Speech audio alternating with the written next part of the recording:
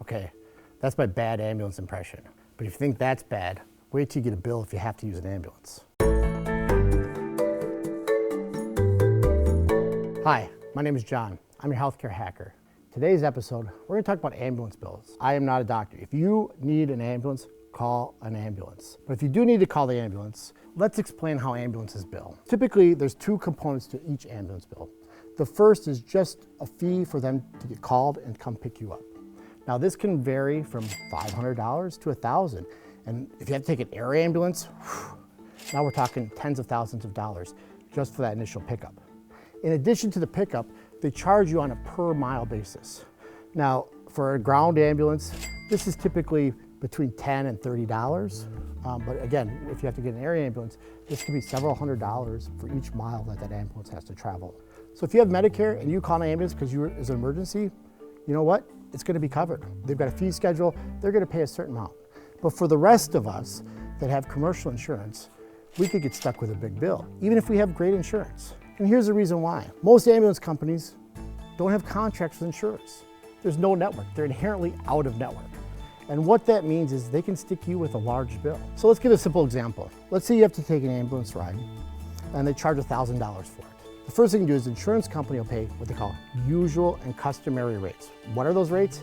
There's no real definition. The insurance company kind of says, well, we're gonna pay $400 in this case. That leaves $600. What happens to the $600? Well, because there's no contract, the ambulance company can bill you that $600. It becomes your responsibility. It's something called balance billing. Let's just pretend it's the first time you got sick all year. You haven't hit your deductible. You end up paying the $400 for the usual and customary, that'll go against your deductible. Then you're gonna get a bill for the $600 because the ambulance company's not in network. So that ambulance ride just cost you $1,000. So what do you do if you get that large bill? Well, the first thing you wanna do is work with your insurance company. Oftentimes, you're gonna wanna look at the EOB on your explanation of benefit, and at the bottom in the notes, in small print, there might be a statement similar to, if you're getting billed more by your ambulance company, please call this number. You should call that number. Because what they're doing is they're gonna set up a one-time contract, even though it's out of network, that'll reduce what you're gonna have to pay. They might increase the coverage of what they allow and not allow the ambulance company to balance bill. So that's your first option. If there's no number, call your insurance company anyway. Ask if there's anything they could do.